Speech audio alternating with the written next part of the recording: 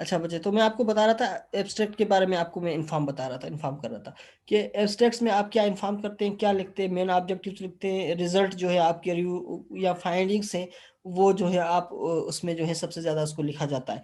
और आपका यूजुअली जो है एब्स्ट्रैक्ट वो कितने वर्ड्स का होना चाहिए, 200 to 250 words, not more than 250, यानी कि 300 वगैरह भी नहीं एक्सेप्ट किया जाता, क्योंकि आपको पता है कि आपका एब्स्ट्रैक्ट बिल्कुल समराइज्ड और कंसाइज होता है। ठीक है, तो एब्स्ट्रैक्ट आप लिखेंगे तो वो 200 to 250 वर्ड्स का होना चाहिए। लेकिन आप किस जर्नल को करेंगे फॉलो, आप जो जर्नल फॉलो करेंगे वो IJBBKU, ठीक है, international journal of biology and biotechnology, उसमें जितने भी लिखे होंगे कि एब्स्ट्रैक्ट के अंदर कितने वर्ड्स होने चाहिए, तो आप उसको ही फॉलो करना। ठीक है बच्चे। अच्छा, इसके बाद आ जाता है इंट्रोडक्शन। इंट्रोडक्शन के क्या आता है कि प्रोवाइड, इसमें सबसे पहले क्या आती है चीज, एक मिनट बच्चे। अच्छा, इसके अंदर सबसे पहले क्या चीज आती है, provide information about the context, यानी कि आपका जो सब्जेक्ट है, यानी कि आपका जो टाइटल है, सबसे पहले उसके बारे में इंफॉर्मेशन दे। ठीक है, आप बताएं कि मैं क्यों लिख रहा हूँ, मुझे लिखने की क्यों जरूरत पड़ी, ये आर्टिकल, ये सब्जेक्ट जो है, ये टाइटल है, क्यों इतना इंपॉर्टेंट है, इसमें क्या ऐसी खास बात है। ठीक है, indicates the motivation for the review, और ये भी इंडिकेट करें कि इस रिव्यू को मैं अगर लिख रहा हूँ कितनी मोटिवेशन मिलेगी, लोगों के लिए क्या फायदेमंद होगा, रिसर्चर को लिए क्या फायदेमंद होगा, या बाकी लोगों के लिए क्या इसका बेनिफिट होगा। डिफाइंस द फोकस, इसका क्या फोकस है, क्या इंटरेस्ट है, क्या इसके जो है फायदे हैं। Research question and explain the text structure, ये सारी चीजें आपको एक्सप्लेन करनी पड़ती है इंट्रोडक्शन में। ठीक है, तो ये जो होता है ये बहुत ज्यादा इंपॉर्टेंट होता है, कोर ऑफ द टेक्स्ट होता है ये, उनके between 10 and 20% of the core text.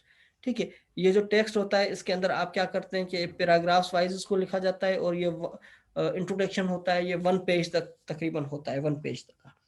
ठीक है, आगे चलते हैं, इसके बाद क्या है। अच्छा, body, main part of the review article. Body में क्या आ जाता है, मेथोडोलॉजिकल अप्रोचेस, इसमें क्या अप्रोचेस हैं, मेन हेडिंग में आप लिखेंगे कि क्या इसके अप्रोचेस हैं। ठीक है, मॉडल्स आर थ्योरीज, क्या क्या थ्योरीज इसके बारे में दी गई हैं। ठीक है, तो इसके अलावा बाकी चीज़ें भी इसमें लिखे जाते हैं, just like extend of support for a given thesis, यानी कि लोगों ने इस पे कितना रिसर्च काम किया है, कितने थीसिस लिखे गए हैं। ठीक है, तो इस तरह आप हेडिंग और सब हेडिंग के साथ बताते जाते हैं। ठीक है, और इसके अलावा क्या बताते हैं, studies that agree with another versus studies that agree disagree, यानी कि आप ये भी बताएंगे इस टॉपिक से जो है कितने आथर्स ने इस स्टडी को जो है एक्सेप्ट किया है, इस काम को एक्सेप्ट किया है, उन्होंने इस पे काम किया है, और कितनों लोगों ने इस काम को डिसएग्री किया है कि ये काम इस तरह नहीं होता, यानी कि पूरा कंपैरिजन करना बताना पड़ता है। क्रोनोलॉजिकल ऑर्डर, यानी कि पहले आप ये बताएंगे वर्ल्ड वाइड इसका क्या सिनेरियो था, अब पाकिस्तान के अंदर क्या सिनेरियो है, यानी कि 80s 90s के अंदर इसके बारे में कितनी जिद्दत थी या मॉडर्नाइजेशन थी, अब के जो है कितनी इसके अंदर जो है वो जिद्दत है, और कितना इसके अंदर जो है लेटेस्ट और करंट इन्फॉर्मेशन शेयर की गई है। तो ये सारी चीज़ें अपडेट जो होती हैं वो क्रोनोलॉजिकल ऑर्डर कहलाता है। ठीक है, जियोग्राफिकल लोकेशन, यानी कि क्लाइमेटिकली आप उस जो है उसको बताते हैं टॉपिक के बारे में, और जो है टाइटल के बारे में, कि इसके अंदर क्या क्या चेंजेस हैं और क्या क्या चीज़ें आ जाती हैं। ठीक है, तो ये जो है इसकी जो है बॉडी है रिव्यू आर्टिकल की, किस तरह लिखा जाता है, किस तरह इसको एक्सप्लेन किया जाता है। ठीक है, अच्छा, इसके बाद आ जाता है कंक्लूजन। जी रमशा बच्चे, क्या पूछ रही हैं आप। सर आप कॉर्नोलॉजिकल ऑर्डर से दोबारा बता दीजिएगा, जी बच्चे, नेट इश्यू हो गया था। ओके। अच्छा, क्रोनोलॉजिकल ऑर्डर में क्या होता है कि आप ये बताते हैं क्रोनोलॉजिकल ऑर्डर में कि पहले क्या अपडेट्स थी, अब क्या अपडेट्स हैं, यानी कि ये जो आर्टिकल है 80 90s के अंदर जो काम हुआ, 70s के अंदर काम हुआ, लोगों को इतनी इन्फॉर्मेशन नहीं थी, इसके बाद जिद्दत आई, मॉडर्नाइजेशन आई, इसमें लोगों ने और बहुत ज़्यादा काम किया, अपडेट किया, और अब जाके किस पोजीशन पे। जस्ट लाइक मैं आपको सेल फोन का मिसाल दे देता हूँ, 90s के या 80s के अंदर सेल फोन किस कंडीशन में था, फिर उसके अंदर लेटेस्ट जो है अपडेट, यानी कि उसमें चेंजेस भी आती रही, लेटेस्ट डिस्कवरीज भी होती रही उसके अंदर, और चेंज और अपडेट होता रहा, और अब जाके क्या कंडीशन आ गई है। तो ये सारी चेंजेस जो हैं वो जिद्दत कहलाती है, मॉडर्नाइजेशन कहलाती है, क्रोनोलॉजिकल ऑर्डर कहलाती है, यानी कि पहले किस कंडीशन में था और अब किस कंडीशन में। इसी तरह आपका जो टॉपिक होता है, उन्वान होता है, टाइटल होता है, तो उस पर आप ये डिस्कस करते हैं कि पहले इस काम पे या इस टॉपिक पे इतना काम किया गया था, ये इसका जो है ना सिचुएशन थी, पोजीशन थी, और in these conditions now days क्या सिचुएशन है, किस ऑर्डर में है और किस जिद्दत के साथ रिप्रेजेंट किया जा रहा है, तो ये सारी चीजें इसके अंदर आ जाती हैं। टेक्नोलॉजिकली आप इसको यानी कि डिफाइन करते हैं। कंक्लूजन, कंक्लूजन क्या होता है कि एक ही पैराग्राफ का होता है, ठीक है। आप एक पैराग्राफ पे लिखेंगे, ठीक है, चाहे वो हाफ पेज का हो या चाहे थोड़ा, जितना समराइज होना चाहिए उतना सही है। कंक्लूजन का मकसद ये यानी कि आप कंक्लूड करेंगे, ठीक है, यानी कि 5 to 10% of the core text, यानी कि जितना आपने टेक्स्ट लिखा है इसका जो है 5 to 10% हो, ठीक है। आपने इंट्रोडक्शन जस्ट लाइक बहुत बड़ा लिख लिया, एक पेज का लिख लिया, कितना था इंट्रोडक्शन, चलते हैं मैं आपको बताता हूँ। इंट्रोडक्शन क्या होता है, between 10 to 20% of the whole article, पूरे पेपर का 10 to 20% होता है, ठीक है। इससे ज्यादा जो है इंट्रोडक्शन आप नहीं लिखते। और सबसे ज्यादा क्या होता है कि आपका मेन बॉडी होती है, ठीक है। इंट्रोडक्शन की जो मेन बॉडी क्या है, वो आपका जो है जो है टॉपिक्स आ जाते हैं, थीम आ जाते हैं, उसके सब टॉपिक्स, सब हेडिंग्स आ जाती हैं। वो पूरा ऑर्डर जो होता है वो 70 to 90% जो है कोर टेक्स्ट होता है, यानी कि पूरा जो है बाकी चीजें जो है आप वेल डिफाइन करते हैं। कंक्लूजन 5 to 10% होते हैं, ठीक है। और जो है कंक्लूजन के अंदर आप जो है एक ही पैराग्राफ के अंदर आप सारी चीज़ें बता देते हैं, कंक्लूड कर देते हैं अपनी स्टडी को। आंसर द रिसर्च क्वेश्चन, आपने जो काम किया है उसके तमाम जवाब दे देते हैं, ठीक है। इसी तरह आप क्या करते हैं, ठीक है, 5 to 10% of the core text, यानी कि पूरी जो है टॉपिक, ये आर्टिकल का 5 to 10% होता है, ठीक है। रेफरेंसेस लास्ट में आ जाता है।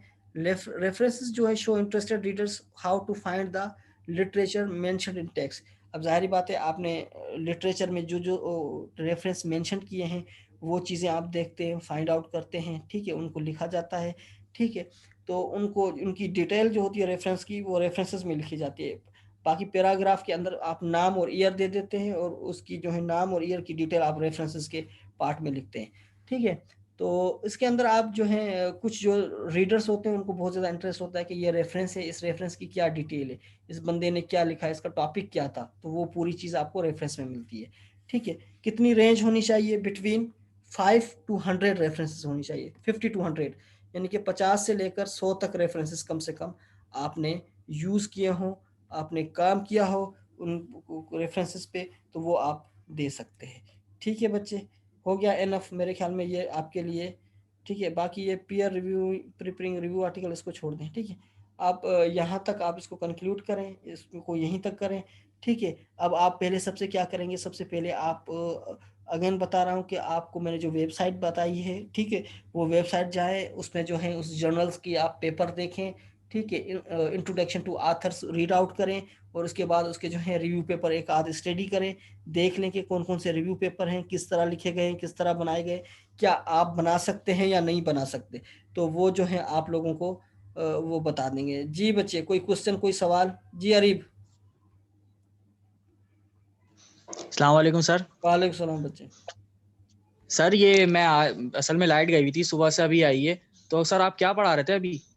बच्चे मैंने पूरा जब टाइप की वाइंड अप कर दिया, खत्म कर दिया, आप आपने क्वेश्चन पूछा क्यों, नहीं क्या सर, पढ़ा रहा था? नहीं, आपका कसूर नहीं है, आप नहीं लेटा, मैं कोई ये पूछ मसला रहा नहीं हूँ है। सर, आपने जो हाँ अभी हाँ, इट्स जर्नल का ओके, बताया ना वो। It's okay, it's okay. बच्चे मैं जो आज पढ़ा रहा था वो था इसका टॉपिक, रिव्यू लिटरेचर किस तरह लिखा जाता है। आज आपका लास्ट यानी कि ये लेक्चर था रिव्यू लिटरेचर का, तो वो मैंने पूरी डिटेल बताई, और जो है स्ट्रक्चर या बॉडी किस तरह मेकअप की जाती है, रिव्यू लिटरेचर का किस तरह स्ट्रक्चर है, क्या क्या चीज़ें उसके अंदर इंक्लूड होती हैं, वो सारी चीज़ें मैंने बताई हैं, ठीक है। ये लेक्चर ऑलरेडी रिकॉर्डेड है, इंशाल्लाह मैं जो है इसको अपडेट भी कर दूंगा। आप चाहें तो बाकी बच्चों से पूछ भी सकते हैं, मैंने एक वेबसाइट भी दी है, वो वेबसाइट पे जाके आप लोगों को क्या करना है, वो जर्नल की वेबसाइट है, उसमें दो चीज़ें देखनी है कि रिव्यू आर्टिकल किस तरह लिखे गए हैं, ठीक है, रिव्यू आर्टिकल किस तरह सर लिखा मैंने हुआ है। अभी चेक की, अच्छा, तो और उसके अलावा उसमें एब्स्ट्रैक्ट के लिए तो बोला है कि 200 वर्ड से अबव नहीं होना चाहिए। बच्चे इंट्रोडक्शन, और उसमें ये क्या इंस्ट्रक्शंस टू आथर्स के अंदर, उसमें जाके यस आपने सर, देखा, तो उसमें एब्स्ट्रैक्ट पूरी डिटेल लिखी है, हुई है। इंट्रोडक्शन, मेथड तो एंड मटेरियल। हाँ, ये पूरा रिव्यू लिटरेचर का है, तो आप इसमें देखें, स्टडी करें, इसके बाद जो है कुछ पेपर भी देखें रिव्यू लिटरेचर के, वो आपको मिल जाएंगे। सही है बच्चे, इंशाल्लाह फिर आपकी नेक्स्ट क्लास से सर ये मुलाकात सब होगी। बच्चे नहीं लिख पाएंगे जिस तरह से यहाँ पे बच्चे आप इन्होंने। लोग देख लें, फिर भी कोई क्वेश्चंस आपको डेवलप होते हैं वो मुझसे पूछ लीजिएगा, इंशाल्लाह फिर जो है नेक्स्ट क्लास में मुलाकात होगी। आपके पास 5 मिनट है, उसके बाद आपकी क्लास एक और स्टार्ट होनी है। तो इसलिए मैं 5 मिनट आप लोगों को पहले छोड़ रहा हूँ, ठीक है। कोशिश करके सब बच्चे क्लास अटेंड किया करें, नहीं तो आपका अपना लॉस होगा, मुझे कोई वो उसमें ज़्यादा नहीं है, ठीक है बच्चे। थैंक यू सो मच, इंशाल्लाह फिर नेक्स्ट क्लास में होगी मुलाकात, ठीक है बच्चे।